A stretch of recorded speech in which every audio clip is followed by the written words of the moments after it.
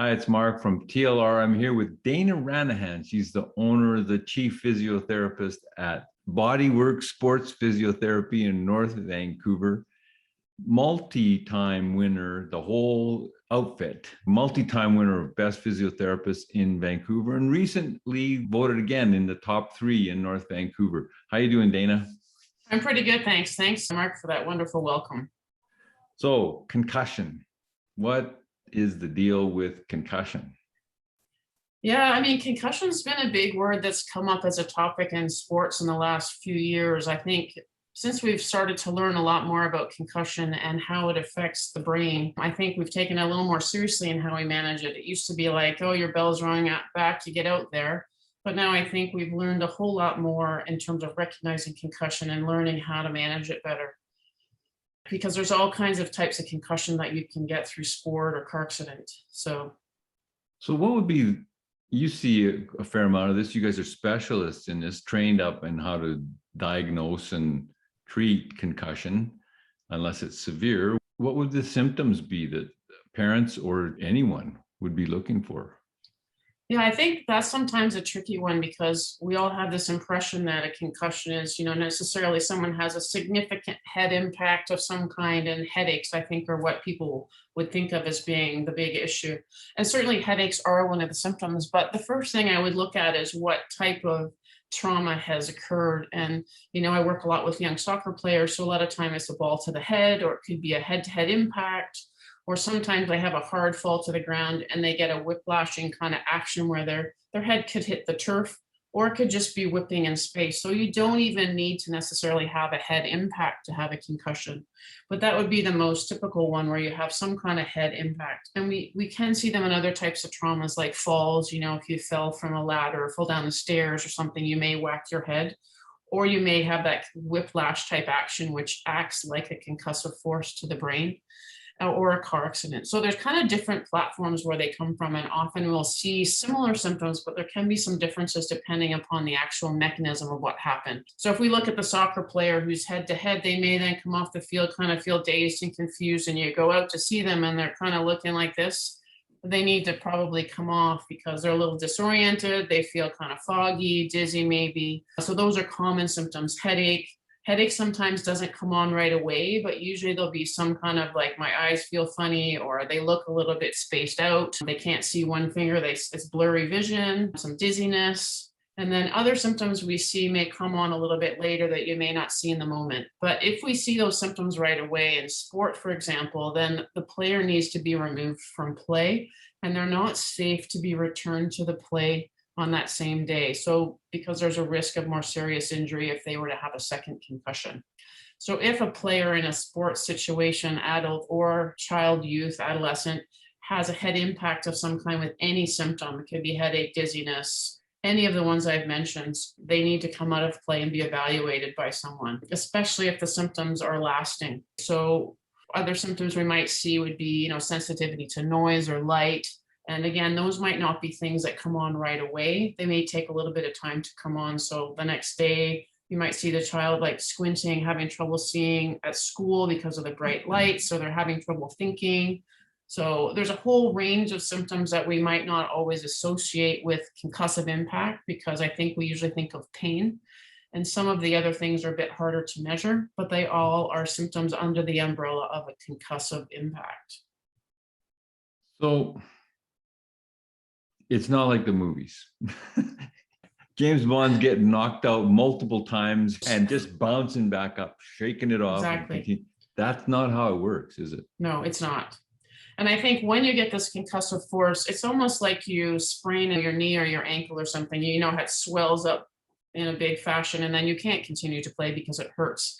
The same type of thing happens in the brain. You don't get the swelling in the same way as you would in a peripheral joint, but you do get a big biochemical reaction where it starts to trigger things off. And if they continue to play and they have a second trauma, it can be quite severe. It can be fatal. And so people sometimes don't realize the severity of what could happen should they have a second impact. And they call that second impact syndrome for that purpose. So anytime someone has it, that's why they need to be removed from play. And they shouldn't be returned to play unless they've been cleared, if they have ongoing symptoms, unless they've been cleared by either a physician or a physiotherapist, perhaps, who has training in concussion management and can understand, what the guidelines are. So we've heard some pretty bad stories about different athletes and, career ending kind of things, or all kinds of ongoing issues as they get older in life, et cetera. So this is critical, really. But what would be the typical course of, like, how would you diagnose this and then start treating it?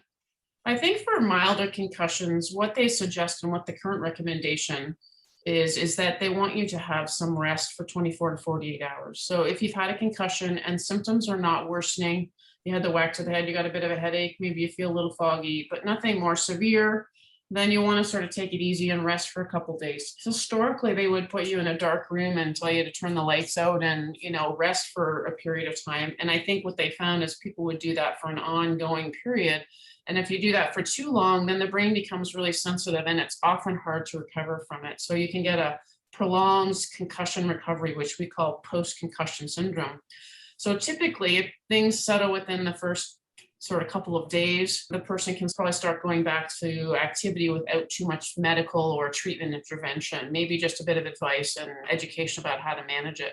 But if the symptoms are ongoing past a couple of days, they need to start slowly, gradually introducing cognitive, like school work load, meaning thinking loads, and physical loads to see how they can respond. And if any of those things elicit worse symptoms, then that is definitely something that they need to have evaluated, because then we can start directing care. So we can understand, well, what is causing the symptoms? Maybe they have something going on in their inner ear. Maybe they have a neck issue related to it. Maybe it's just some advice on pacing and gradually building back up again. And so there's a lot of things that we can do to help them recover from the concussion quickly and sort of get them back to activity, get them back to schoolwork. Sometimes, like, kids will need time off of school, or people need some time off of work to allow the brain to recover, kind of like you injure your knee. But it doesn't mean lock yourself in a dark room. It just means to allow you time to sort of slowly build back up a little bit again. And there are some cases where we see prolonged concussion symptoms, and those are much harder to manage because there's usually a longer course of recovery. So if we see young athletes or adults, even if had repeated concussions, often as time goes on, if they have more and more concussions over time, then the symptoms can become more severe and harder to recover from, especially if they haven't had good management in the past. So I think you can get kind of a cumulative effect. So managing the earlier concussions and understanding how to protect yourself, I think, is really critical for your future brain health also. So what about getting knocked unconscious? How's that on the scale of good to bad concussion? Loss of consciousness is something that we look at because it is an indicator of more severe injury. So if someone had a loss of consciousness, I would think it is a potentially more severe concussion. And the question is how long they had consciousness and if they have any amnesia around the incident, because then we'll decide how severe things are based on that. But most times people would have a loss of consciousness, probably are going to need some intervention because they probably had enough of an impact that will require some medical assessment. So that is usually a worse symptom. And how does it work with going into hospitals are full of all kinds of things. We're still in the middle of COVID, all kinds of craziness around that. Some ICUs are full, some hospitals aren't accepting patients and stuff. What's the protocol? How does a physiotherapist who's trained in this fit into that system? Well, I think certainly we are trained in assessment and treatment of concussions, but we do work very closely with the physicians. And I think it's very important for us to have some connection with the physician involved to help manage the care. However, that being said, I think a lot of people tend to think of going to their doctor first.